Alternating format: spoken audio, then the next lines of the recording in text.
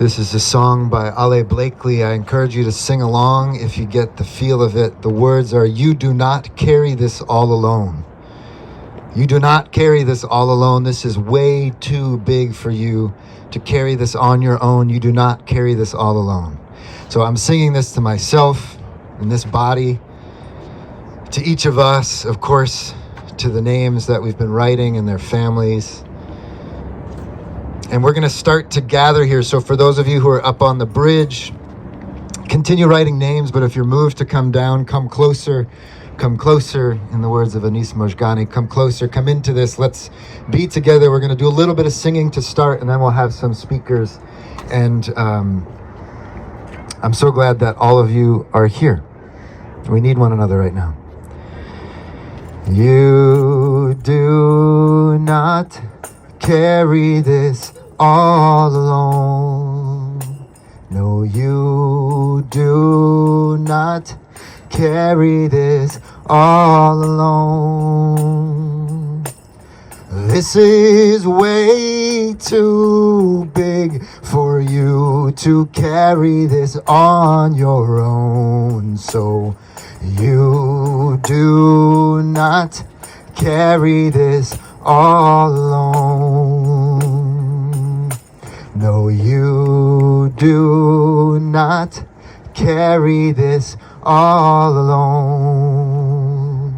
No, you do not carry this all alone. This is way too big for you to carry this on your own. So you do not carry this all alone. No, you do not carry this all alone. No, you do not carry this all alone. Well, this is way too big for you to carry this on your own. So you do not carry this all alone. This song is meant to be sung with many voices, so let's hear, even if it's just you can hear my voice and your voice quietly next to yourself. I want to hear you singing with me.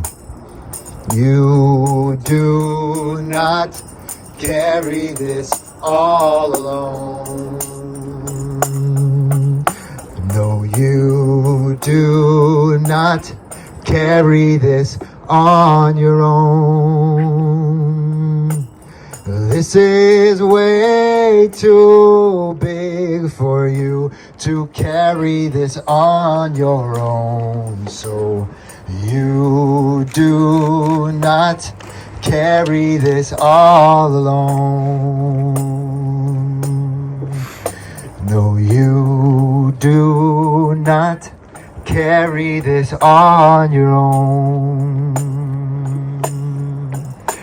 No, you do not carry this all alone. This is way too big for you to carry this on your own. So you do not carry this all alone. We do not, oh, we do not carry this all alone. No, we do not carry this all alone. This is way too big. This is way too big for us to carry this on our own. So we do not carry this all alone. You do not carry this all alone. No, you do not carry this all alone. This is way too big. This is way too big for you to carry this on your own. So you do not carry this all alone. We're getting warmed up. We sound good. We're going to do some more singing because, well, that's what we do in this Jewish tradition. We love to sing, and it's important for me and so many of us who are here in this Jewish tradition to be singing in service of Palestinian liberation, to be putting our tradition and our voices and our prayers in the center of this fight, or alongside the fight for a ceasefire. So on that note, we're going to sing another song here, a little melody from Sol Weiss called Little Song or Ceasefire Now, and it's a call and echo. So you got a little warmed up now, and continue to come closer. We're moving towards some of our first speakers here. The closer we are, the more we can hear one another, the more powerful this will be for each of us. Yabaram bara baro, yabaram bara babo, yabaram babo, yabaram babo, yabaram babo, yabaram babo, yararandaero, yararandaero, yararandaero, yararandaero, yararaero. Yararairo, yararairo, a ceasefire now, a ceasefire now, a ceasefire now, a ceasefire now, a ceasefire now. A ceasefire now. A ceasefire now. A ceasefire now. I put the weapons down. I put the weapons down. I put the weapons down. Put the weapons down. Yararairo, bavararairo, bavararairo, bavararairo. Ceasefire now. Ceasefire now. Ceasefire now. Ceasefire now. Ceasefire now. What else do we want to sing in this moment? Keep the children safe. Keep the children safe. Keep the children safe. Keep the children safe. Keep the children safe. A ceasefire now. A ceasefire now. A ceasefire now. A ceasefire now. Not in our name. Not in our name. Not in our name. Not in our name. A ceasefire now. A ceasefire now. A ceasefire now. A ceasefire now. Ceasefire now. Ceasefire now. Ceasefire now. A ceasefire now. Yababambayabo.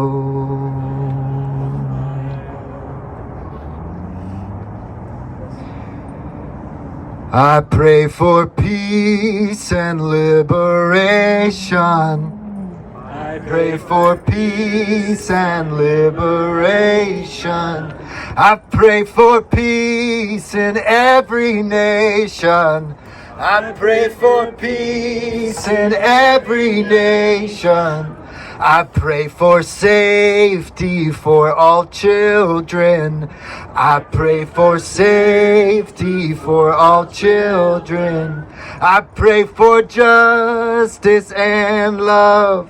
I pray for justice and love. It's a song by the Banksons. I pray for peace and liberation.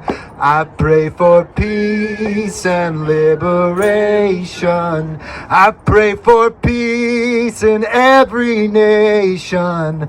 I pray for peace in every nation. I pray for safety for all children. I pray for safety for all children. I pray for justice and love. I pray for justice and love. All together now, I pray for peace and liberation. I pray for peace in every nation. I pray for safety for all children. I pray for justice and love. If you don't get the words right, that's okay. It's the kavanah, as we say, the intention that matters. So really feel this. Let's see if we can put the prayers up to ourselves, to the press, to our leaders, to our neighbors, and see if we can really bring a little bit more of this into being with our prayer, with our song. I pray for peace and liberation. I pray for peace in every nation. I pray for safety for all children. I pray for justice and love. I pray for peace and liberation. I pray for peace in every nation. I pray for safety for all children. I pray for justice and love. I pray for peace and liberation. I pray for peace in every nation. I pray for safety for all children. I pray for justice and love. I pray for peace and liberation. I pray for peace in every nation. I pray for safety for all children. I pray for justice and love. I pray for peace and liberation. I pray for peace in every nation. I pray for safety for all children. I pray for justice and love. Okay, really mean it this time. One more time. I pray for peace and liberation. I pray for peace in every nation. I pray for safety for our children. I pray for justice and love. I pray for justice and love. We pray for justice and love. Let's take a breath together. Feel that we are here with one another. I know for myself in the Jewish community, it can feel a little lonely speaking out in these ways.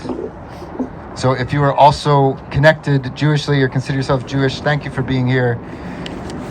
And also take a look around. Regardless of how you identify, take a look around. Here we are together. This is important that we remember that we are not alone in this longing, which for some reason, and for so many reasons, is controversial. And it's not. We know. We know that this is just what needs to happen. We need peace. We need ceasefire. We need an end to the occupation.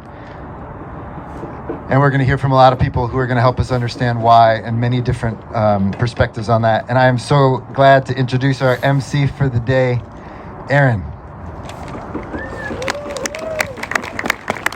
Thank you. Let's hear it for Joshua, our incredible musical leader today. My name is Aaron. I'm a member of Jewish Voice for Peace Rhode Island.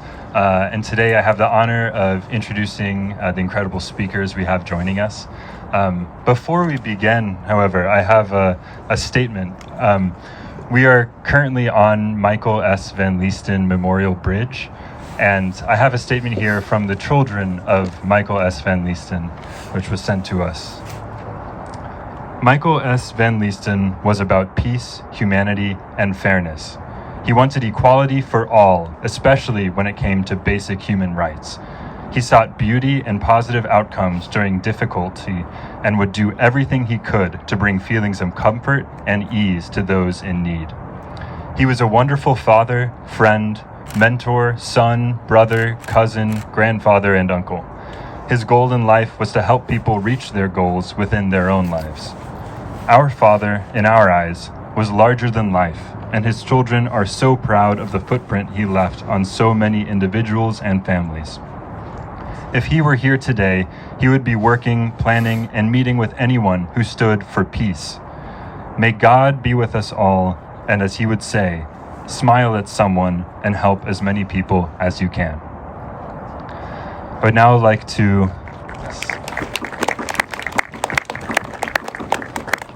now like to welcome James, who is a trans Jewish professor and a parent of 2 Jewish children. Thank you, Aaron.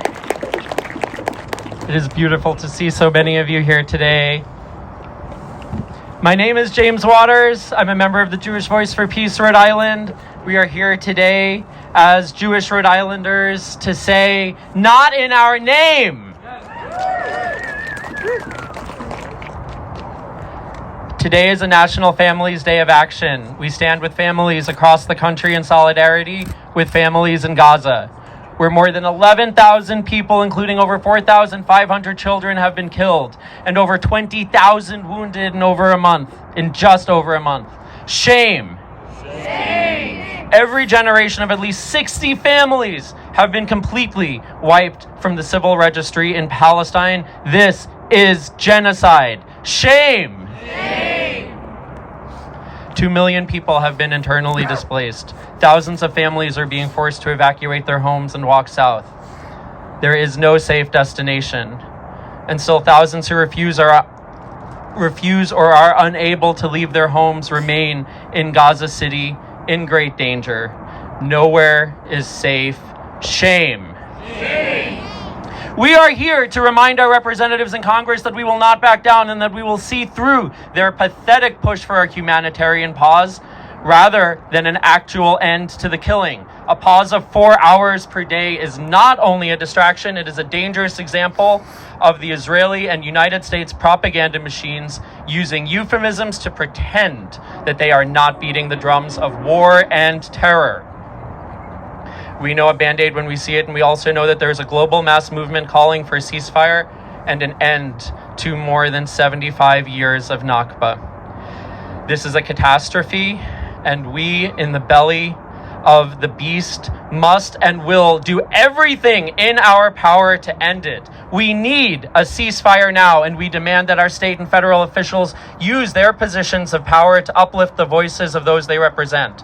Thousands of families across the country are calling in unity for an end to this violence. We echo the Providence City Council's resolution calling for a ceasefire, and we will not stop until the killing and occupation ends.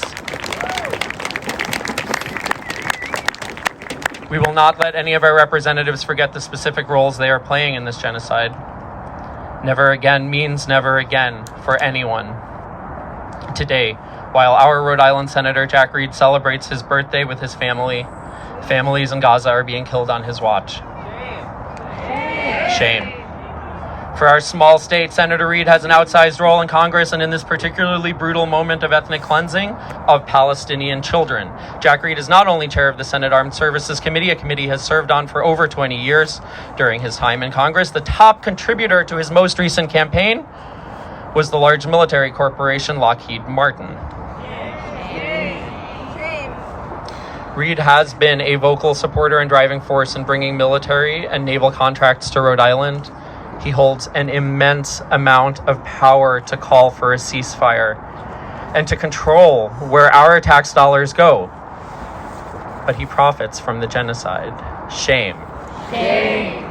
We say as parents, as voters, as Jews, as constituents of Jack Reid here in District 1, you have blood on your hands.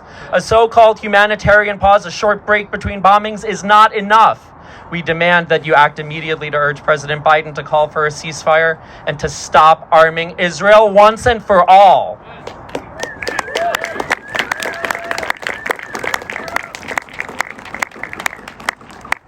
The most common age group being killed in Gaza is 5-year-olds.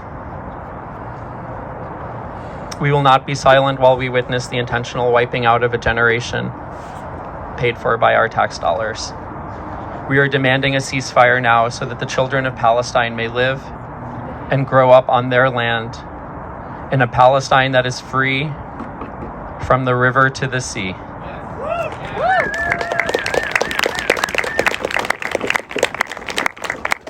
From the river to the sea, in a world without apartheid or occupation. Repeat after me. No more weapons. No more weapons. No more war. No more war. Ceasefire is what we're fighting for. Ceasefire is what we're fighting for. Thank you.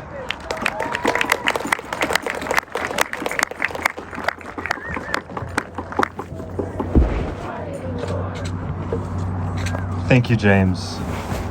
Next, we have Lex Rofeberg, who is a rabbi ordained through the Jewish Renewal Movement, who serves as a Senior Jewish Educator for Judaism Unbound. Please join me in welcoming Lex Rofeberg.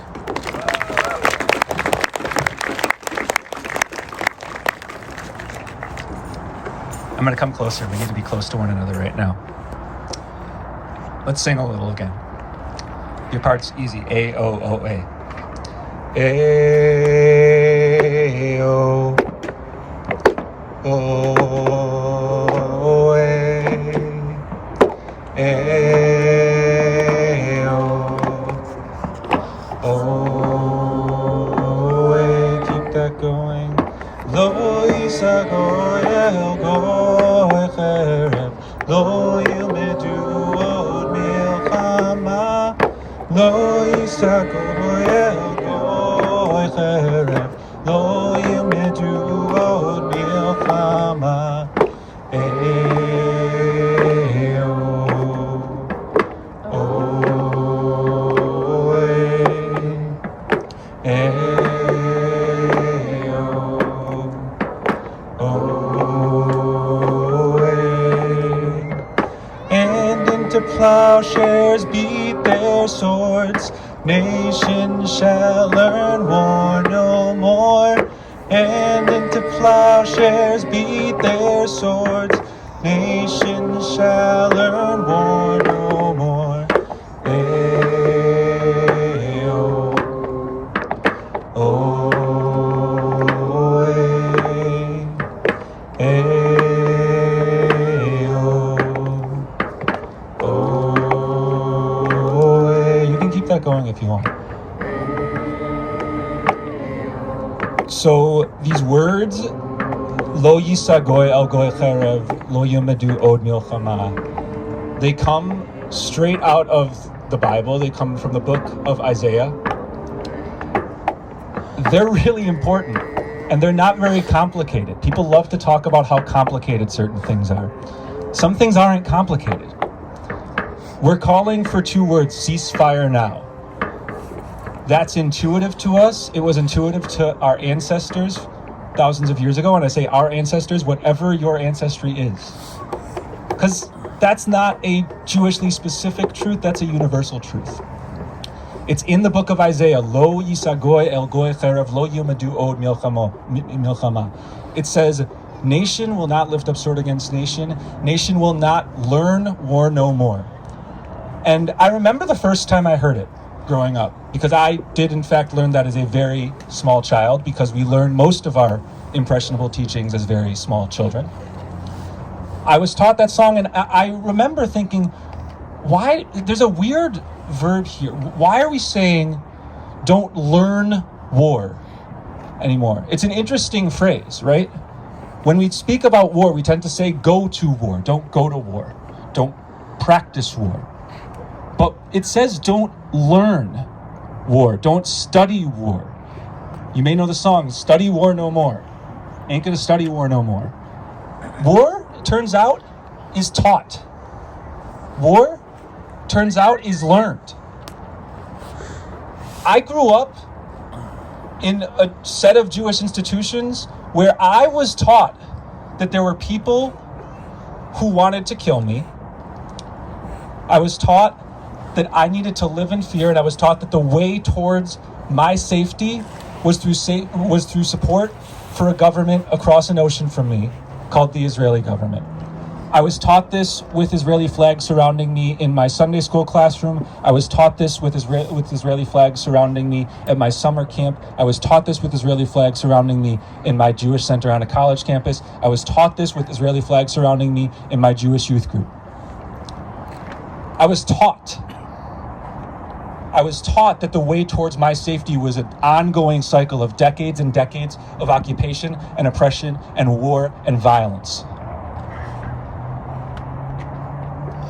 I found a way through the education of other people to be taught something else. Because as it turns out, many people, Jewish and otherwise, do recognize that we do need to teach peace and not war anymore. I'm here today, I'm here today, and I was introduced as a rabbi. Some of you here know me. I actually don't like being introduced as a rabbi. There's a lot of people who have been damaged by religious institutions, and by being a rabbi, it doesn't make you more able to serve them. And so I sometimes hold back from being introduced as a rabbi. But right now, there's not a lot of rabbis that are standing at rallies like this. I'm not saying that to pump myself up. I'm saying that that's just the reality, and I'm embarrassed of it. For those of you who are Jewish here, I hope you're embarrassed of it too, and I hope you are in touch with your rabbis in your life to tell them that they should be standing at rallies like this.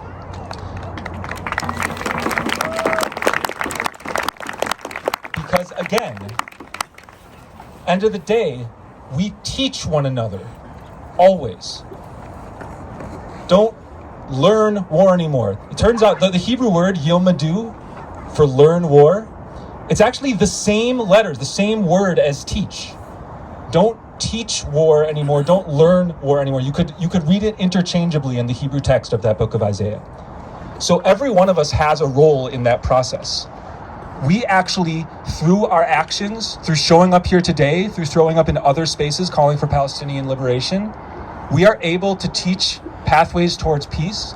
We are able to cleave to justice. We are able to chase after, to lirdof, tzedek, to run after justice. It might be the case that many who you know in Jewish life are not doing that right now.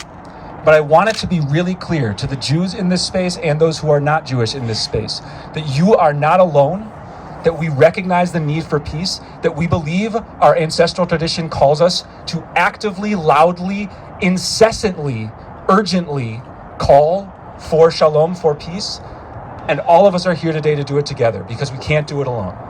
Thank you all. We've got a lot of work to do. We're going to close with singing again.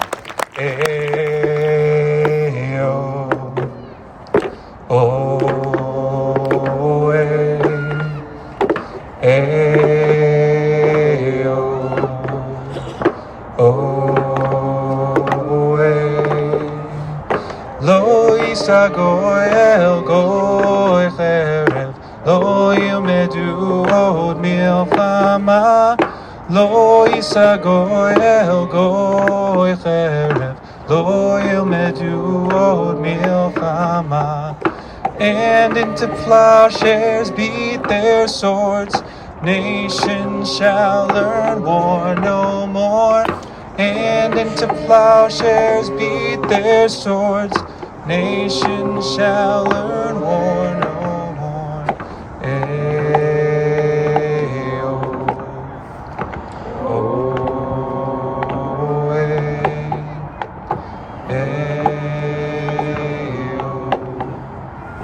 Oh, ceasefire now.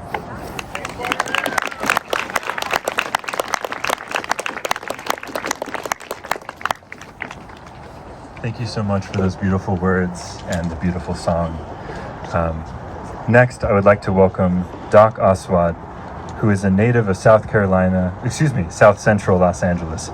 He is a resident physician training in pediatrics and child psychiatry. Please join me in welcoming Doc Aswad.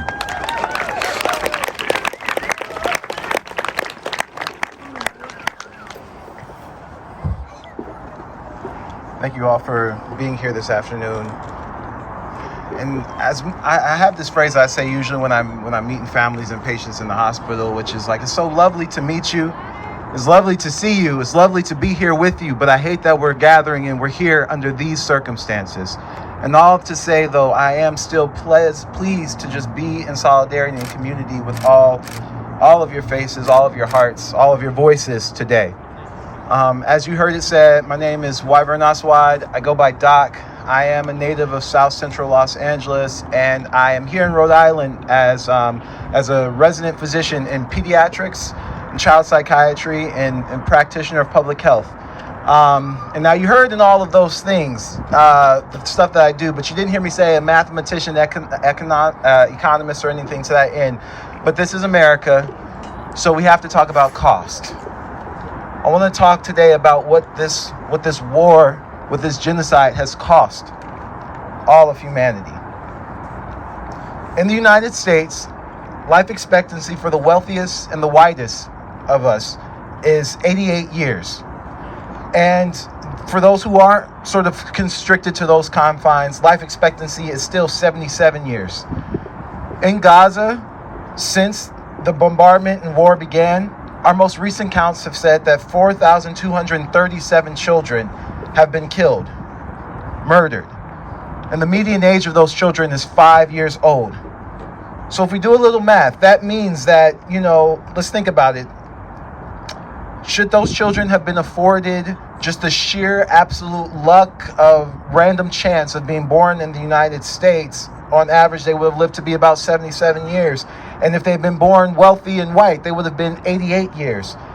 That means 77 minus 5 is 72. 88 minus 5, 83. When we take that 83 years and think about those 4,237 children, that is 351,671 years of life lost. 350,000 stories, 350,000 years of stories not told, of questions that have gone unanswered, of hands not held, of tears not wiped away, of pure joyous moments not being able to be shared. This war, this invasion, this genocide has cost humanity 350,000 millennia of beauty, stolen by the cover of fear of a repeat of genocide, when in fact, this genocide has already paid a price that we can never, ever repay. But as we think about that cost, we also would be remiss if we don't think about what the children who are surviving are also enduring. In 1998, Dr. Freij released an important study that many pediatricians and child psychiatrists think about and talk about today, the ACEs study, where we talk about just experiencing 2 adverse childhood experiences predisposes children to having long-term health complications. When you have 3, that predisposes you to many psychiatric conditions. When we think about what these children who are surviving and living right now in Palestine are enduring, that's a cost that we can never sort of be able to think through and to be able to repay. So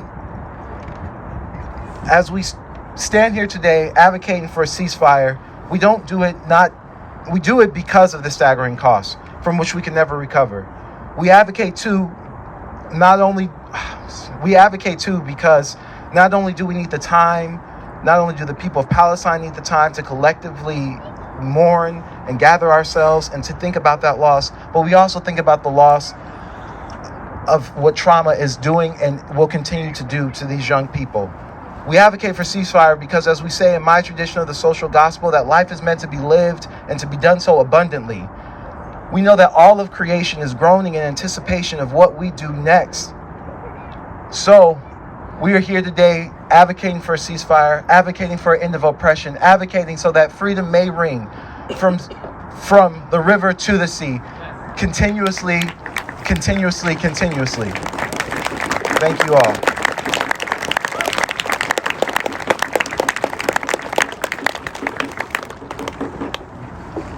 Our next speaker is Nomi, who is a Jewish parent and children's librarian and an active member of JVP-RI. Please join me in welcoming Nomi.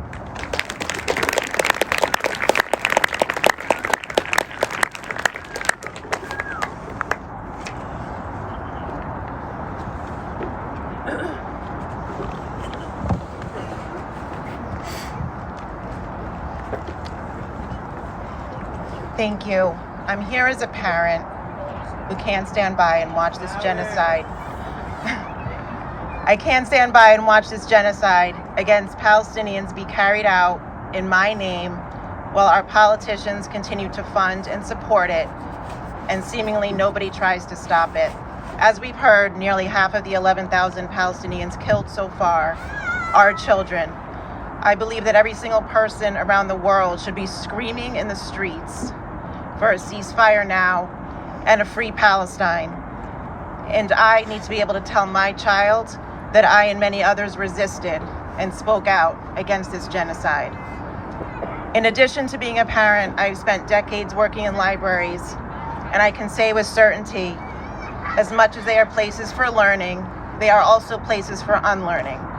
As someone who grew up within the constraints of a pro-Zionist community, there was much unlearning that I had to do, and the diversity of our library's collections contributed to this. So I'm also here as a librarian serving youth, where I work to create welcoming and inclusive community spaces for children, filled with books that reflect their own experiences and books that also become windows into experiences different from their own, providing opportunities for both learning and unlearning. Curating a collection of stories like this often involves seeking out underrepresented and often silenced voices. Arguably, no voice in publishing has been more suppressed than the voice of Palestinian authors writing for children. In spite of that, there are still many wonderful books about Palestine to share.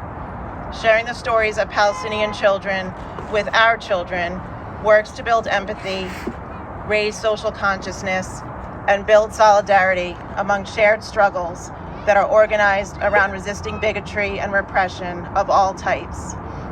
No moment is more important than this one for educating ourselves and our children about the ongoing violence and current genocide being perpetuated against Palestinians in their homeland by the Israeli apartheid system that is funded with U.S. tax dollars.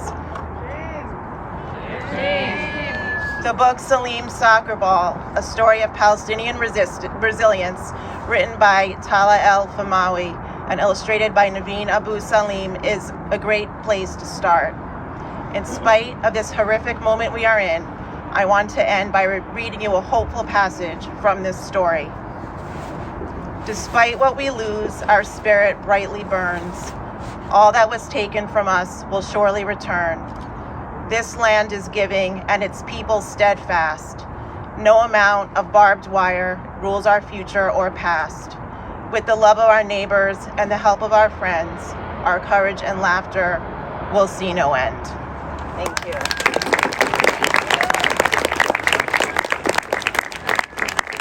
Thank you so much, Nomi. Our next speaker is Nika, who is a Jewish and Indigenous public educator and organizer. Please join me in welcoming Nika.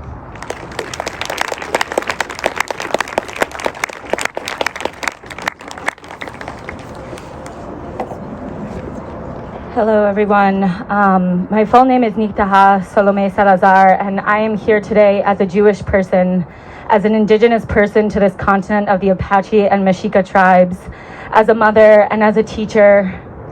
I am here today to pray for the families in Gaza and all of Palestine, to pray for their total liberation, and that the people of Palestine may have their land rightfully returned to them.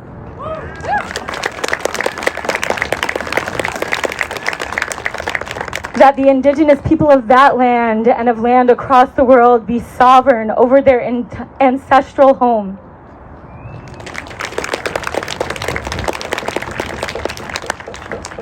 I would like to take a moment of silence for the over 11,000 children, men, women, elderly, humans brutally murdered in Gaza since October 7th, and the millions of Palestinian lives claimed by and displaced by settler colonialism and the occupation of Palestine since 1947. I could not speak the rest of my life, and that silence would not be enough to honor and grapple with the magnitude of lives lost.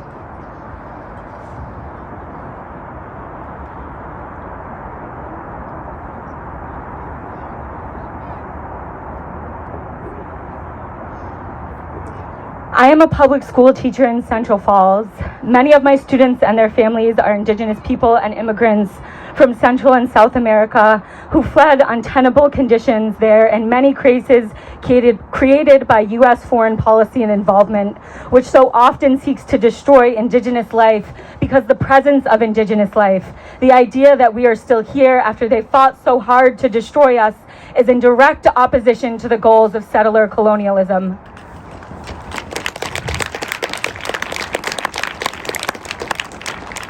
I have seen the ways that war and displacement have affected my students and their families, the generational trauma that ensues.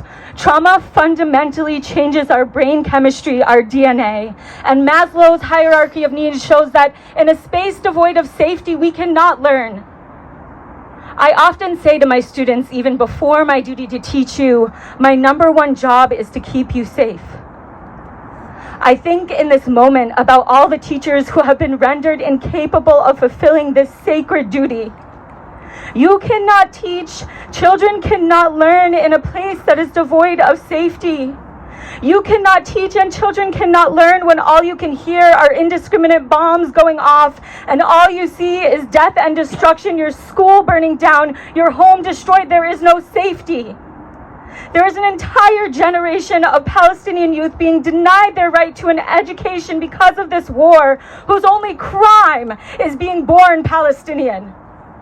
I think of all the children who will never get to learn how to read or write so that they can tell their stories, the infants who will never reach their milestones and gain the ability to speak their truth. I think of the hopes and dreams of teens who wish to go to college who are now trapped under the rubble. I think of the high school graduations, the auditoriums that will be empty, the pain, the loss, the injustice insurmountable. And I think about our absolute duty as human beings to do whatever we can, whatever is humanly possible, to forgo comfort and take on risk, to fight for the people of Palestine, to fight against genocide, to make sure that atrocity is never used to beget atrocity, and that from the river to the sea, Palestine will be free.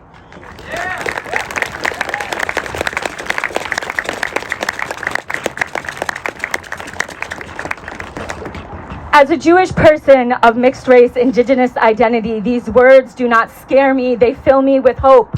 They fill me with a hope that the indigenous people of Palestine will be allowed to return home, and a recognition that Jewish safety is not predicated upon the necessity of settler colonialism and the occupation of Palestine.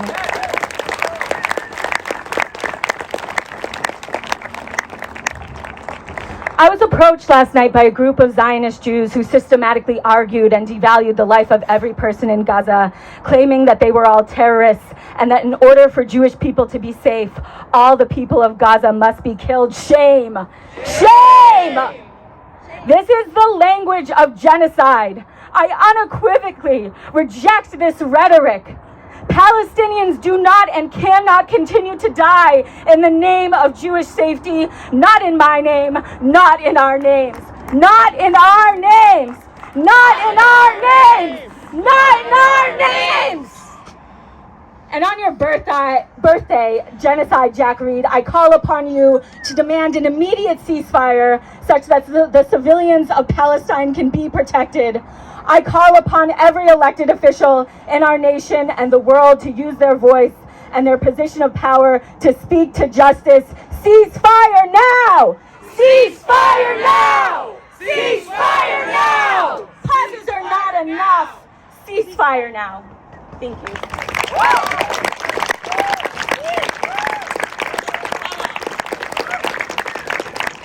Thank you, Nika. Our next speaker is Zainab Dandia, a mother of two who spends her free time in community outreach efforts and is a writer who explores the nuances of religion and history. Please join me in welcoming Zainab Dandia.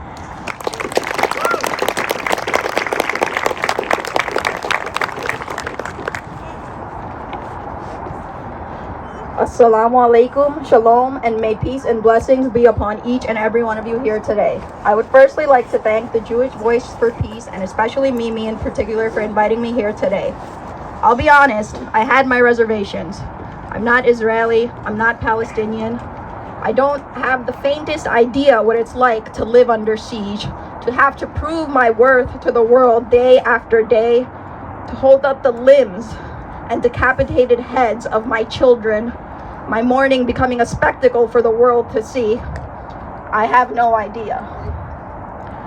But what I do know, what I feel deep in my bones is what it is to mother. To love a child with such visceral devotion that you feel you might burst.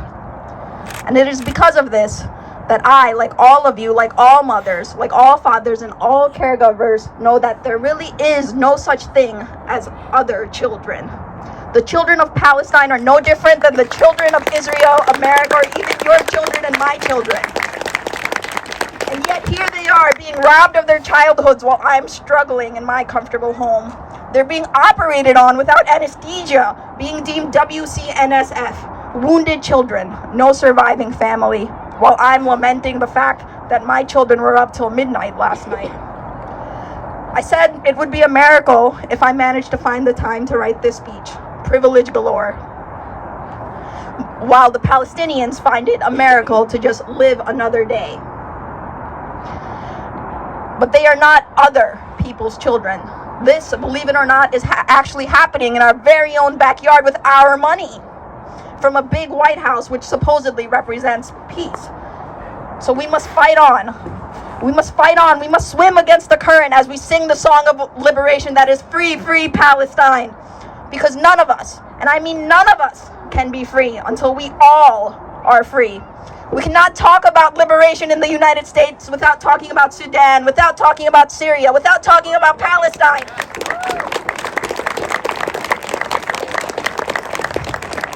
As an American, privileged enough to call this country home, whose family has tirelessly paid taxes year after year, we should be able to decide against using our hard-earned money to fund an apartheid state bent on nothing short of genocide. My own children were denied adequate resources due to an overwhelmed school system in this state. We don't have the funds, supposedly, to end the student loan debt and healthcare in this country. It's dismal at best. And yet somehow we can scrape together $14 billion to fund the bombing of hospitals, pediatric care centers, and refugee camps. And don't even get me started on the irony of living in refugee camps in your own homeland. Regardless, hope is alive and well, resisting and kicking as we boycott, divest, and sanction.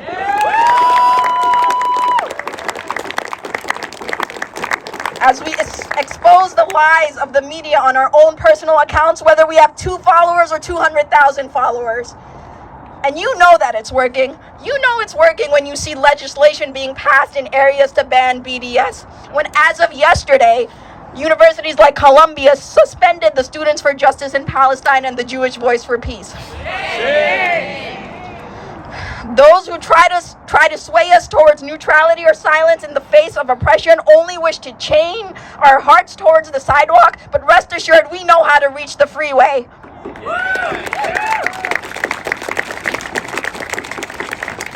We know that goodness is not synonymous with neutrality. Sometimes justice requires, nay, it demands a choice.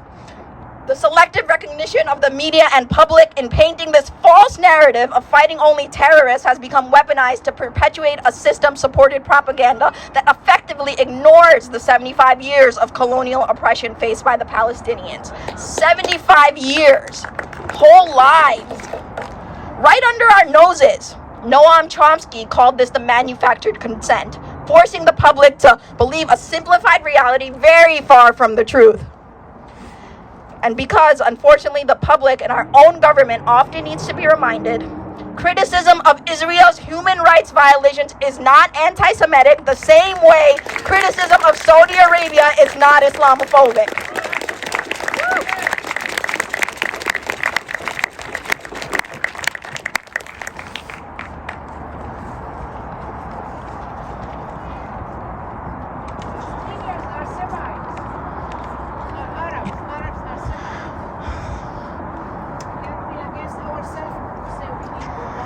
You only need humanity to be against the deaths of over 3,000 children. We have people in our very own community, in this very crowd, who have lost 20, 25 members of their family. They came here for opportunity, wanting to provide for and make their family proud, only to lose whole generations in an instant. But although you can take their lives, you cannot take the resolve of the Palestinian people. You cannot take away this movement, which only grows by the second.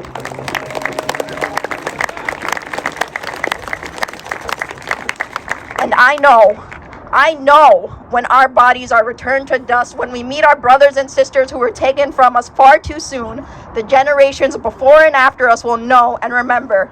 We chose dignity over deprivation, life over genocide, liberty over oppression, again and again and again.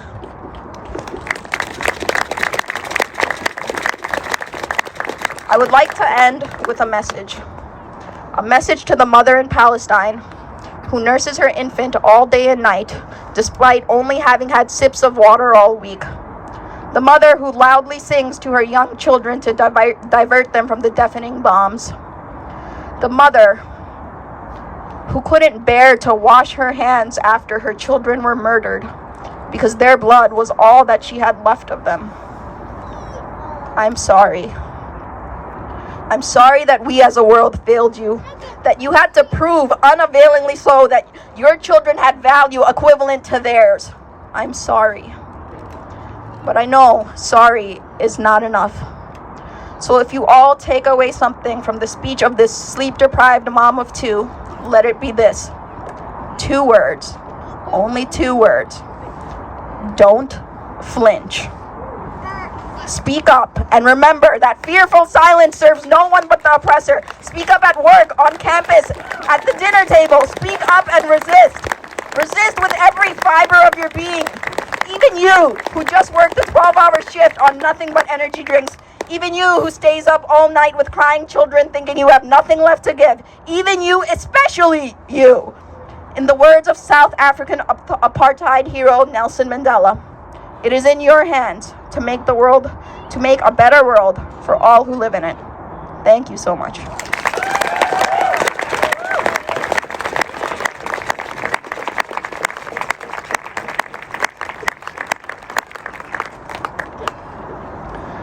Our next speaker is Miguel Sanchez, a Providence City Councilor whose vocal support for a ceasefire resulted in him being fired from his job by Governor McKee.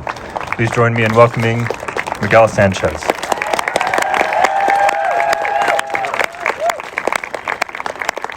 Wow, this is a lot. This is definitely full of mixed emotions. And I was definitely a little hesitant to use my title as a city councilor for introductions. But I think it's important.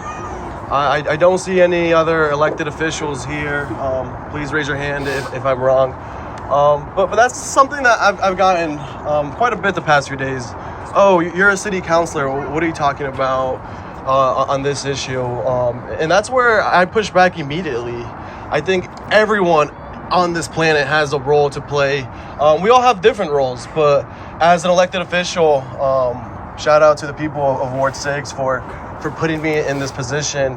I'm going to use the platform that they gave me, and they've been nothing but supportive and love these past few 10 days or so. So I mean, if I have their trust, if I have their support, I'm gonna keep going and use this voice that they have given me. So with that being said, I would like you to contact your city councilor, your state rep, your state senator, of course the federal delegation here in Rhode Island, and demand a ceasefire.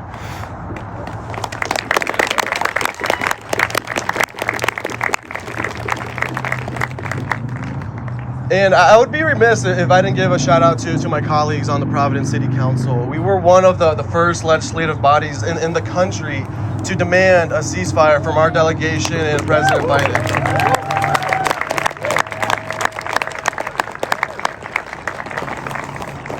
And of course, give thanks to the organizers and speakers that are here with us today. You guys all give me so much hope and courage to keep going. So thank you all for spending this beautiful Sunday afternoon here together. And thank you all of you guys for being here. We could all be doing a million other things, but when a genocide is occurring, I've heard it's been said today, a threat to any group of people is a threat to all of us. So thank you.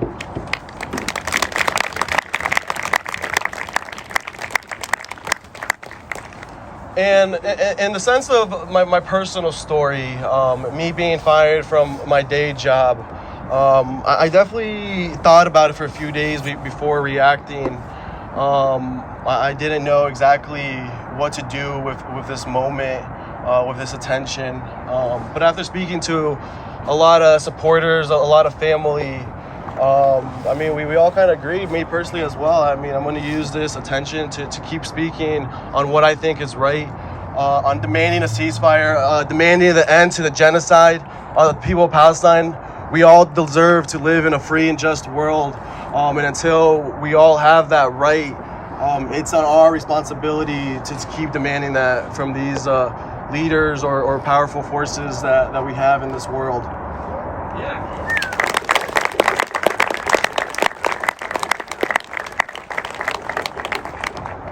5,000 children is how much this attack has caused. And for most Americans, the way mainstream media portrays it, we don't value the life of a Palestinian the way we value the life of a white American or American here in this country. And that just truly breaks my heart. It's pretty insane to grasp your mind around that. Just to put that in local perspective, we have about 15,000 kids in our Providence Public School District. So that's a third that's been killed in 30 days. And unfortunately, I hate having to use comparisons like that, because at the end of the day, in my opinion, we're all created equally, but that's not the way the society in this world has treated us recently. So not even recently, this has been going on since the day we were all created. So I mean, I'm committed to keeping this fight going. Hopefully in my lifetime we will see a free Palestine. I think it's all to us to use our privilege, our platforms, our words to keep fighting for what's right. And I'm committed here as a local politician here in the city of Providence. That's one thing that these past couple weeks have shown me, is that I can create a difference. I have the privilege and opportunity to speak on behalf of what's right, and that's what I ask of all you guys today here. So I mean, my last two asks are demand the ceasefire from our U.S. delegation. There's a lot of chatter on Capitol Hill that there's a couple of senators that are very close to it. For God's sakes, the French president was calling on it. Like, this is, I feel so insane at times, but when I'm here with people like you guys today, I have that hope. It fulfills me. It keeps me going. It's so empowering to see so many like-minded people, so many people that have the faith and humanity that I have. That's why I decided to run for local office, because I wanted to create a small difference for my neighbors. But here together, if we keep doing what we're doing, we keep showing up for these actions, we keep being outspoken as we are, regardless of any personal consequences. In this capitalistic society, there's always going to be other jobs, other opportunities. So we definitely got to keep going, keep up the fight, because one day, hopefully here soon, we will have a free Palestine.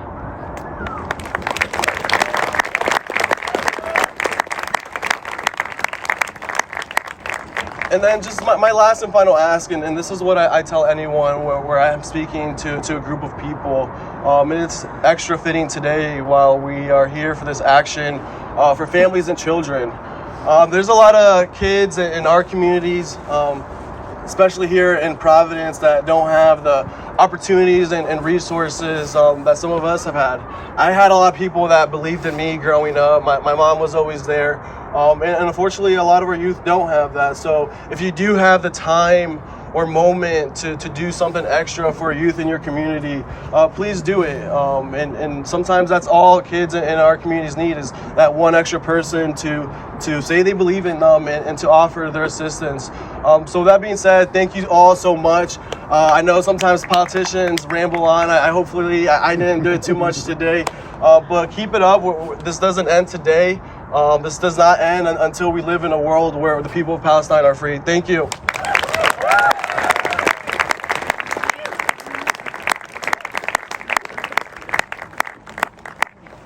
Our last speaker is Reverend DL Helfer, a Unitarian Universalist minister, a Jew, and an active member of JVP-RI. Please join me in welcoming Reverend DL Helfer.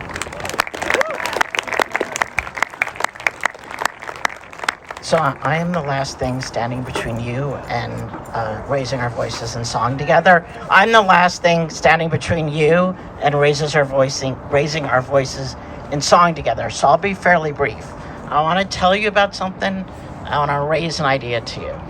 So as a minister, I've gotten a chaplain at these hospitals nearby, and I've watched people die. And I've been there when kids died.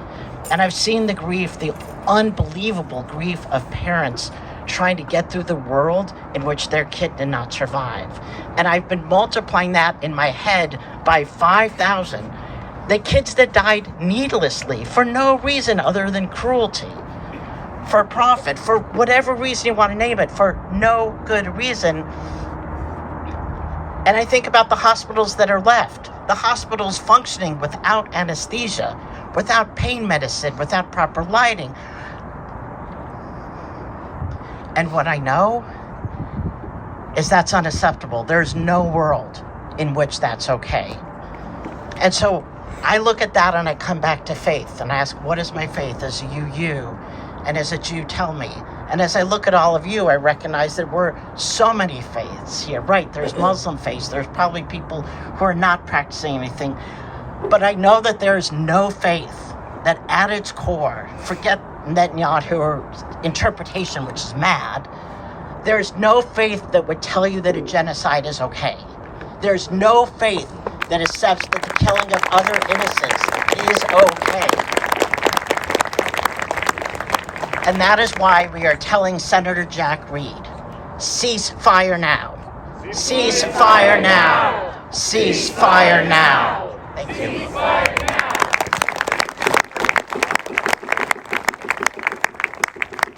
Thank you so much. I think we're going to finish off with some more music, but before we do, I want to direct your attention.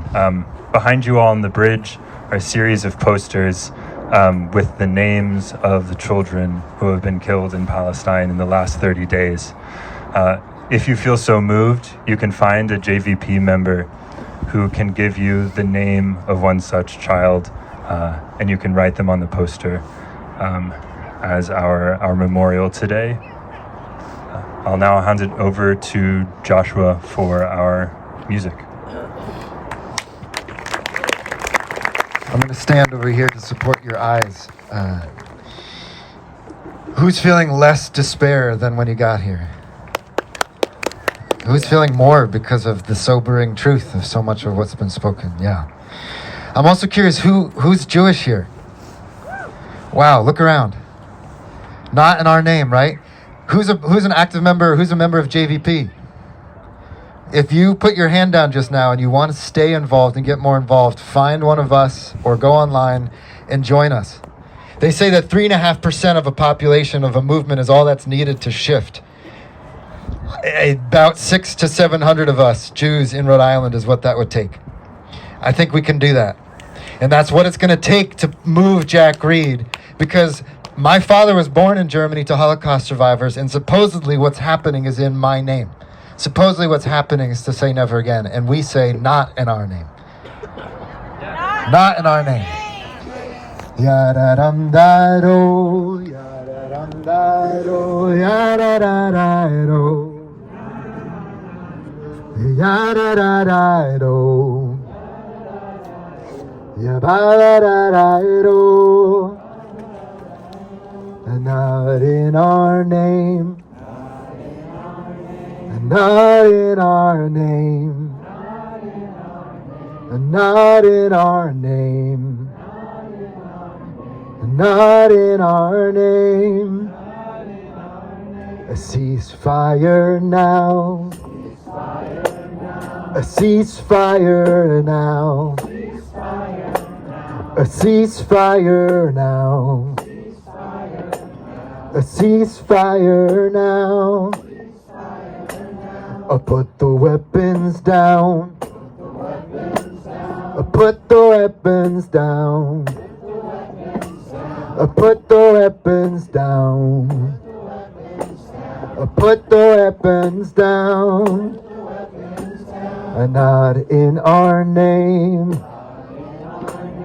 Not in our name. Not in our name. Not in our name. Ba-da-da-dum-da-do. Ba-ba-da-dee-da-do. Ya-da-da-da-da-do. Ba-ba-ba-ba-ba-boom. I'm going to sound the shofar now. This is an ancient call for justice. This is also an ancient cry out in grief. So I'm going to sound this in honor of the grief of the names, and also as a call for justice, and as a bit of a khatima, as a bit of a close on our time together. I invite you to hear the sound, and if you're moved, if we have the right collective prayer, then a sound will come out of this. And if you're moved by it, then I invite you to join with your own cry, your own call, your own voice. And that if our prayers are deep enough and strong enough, then they say that this has the power to carry our prayers directly to the one who hears them. So may it be so. Thank you all for coming out tonight. Please stay connected, especially if you want to be part of JVP. And let's keep gathering. Let's keep praying. Let's keep singing.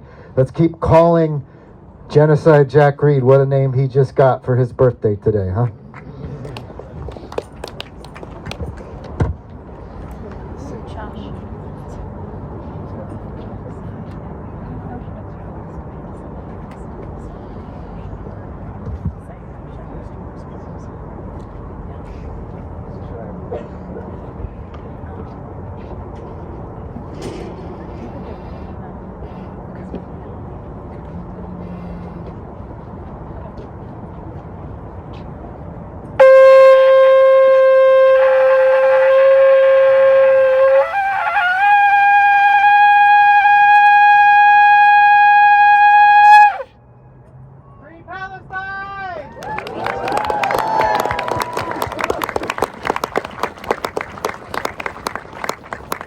Thank you. We have actually two final guest speakers, Khaleed and Waffa, who I'll welcome now.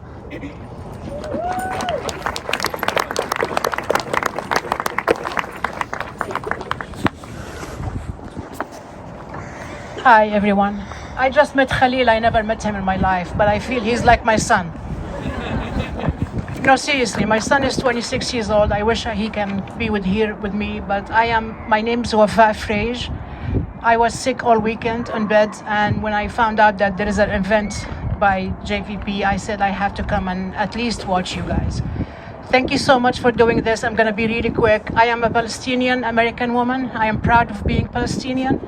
My parents were born in Tulkarem, Shweki, a city which is maybe 30 miles away from Jerusalem. They were evicted from their house, moved on as refugees, and they moved to Kuwait so they can find some bread to feed their kids who are 11. From there, we got trapped in the Iraqi-Kuwaiti war that our president at the time said that they have mass weapon of destruction or whatever. We moved on and we scattered all over the continent. I'm here, I have no words. It's not a religious war. We're not against Jews. I have a lot of Jews friends. We are not against Jews. Before 1948, Palestinians, Arabs, Christians, Muslims, Jews, they lived neighbors. There were no problem. There is a policy my mom and dad used to tell me that they use it in the West to achieve their goals. Divide and conquer. We will not get divided and they will not conquer. Okay? We are one human being. We're all one human being. If they kill our kids today, they're gonna kill yours tomorrow. And we are all one nation. We're all human beings. We can't be doing this to kids. We cannot. Thank you all. Thanks for the Sister Waffa. My name is Khaleed. I was born in a city called Nablus at Palestine. And that city, I'm just here to share that information with you all. That city contains Christians, Jewish, and Muslims living together until now. Everyone can find it, can Google it, can see it. We have the smallest tribe of Jewish in all around the world. They are 1,200 people. They called Sumara in Arabic. 800 of them are living in Nablus. They deal with us since 1948 until now, and they are very proud Palestinians. Until this day, they are very proud Palestinian, and all of us, like, we don't care about whatever, like, religion is it, whatever religion you are following, whatever religion you are praying, to whom you are praying. It's all about, if you don't need to have a religion, by the way, to stop killing kids. You don't need to have a religion to stop killing babies. You don't need to have anything to stop and say, this is fault, this is shame. This is the first thing. And the second thing that I want everyone to know about Semite. So Semitic, if you Google it and you understand what is Semitic, it's a group of people that they speak certain language like Aramaic, which Jesus, peace be upon him, spoke, and Arabic and Hebrew. So like when you attack, they will tell you like you are attacking those group of people, they are speaking that language, they are Semitic. Arabs are Semitic. Where's everyone like from attacking the Semitic people at Gaza? That's what we want to stop. So thank you everyone to coming here. Thank you everyone like for standing and leaving everything you have, for standing up for humanity, standing up for kids, standing up for innocent people. Thank you everyone.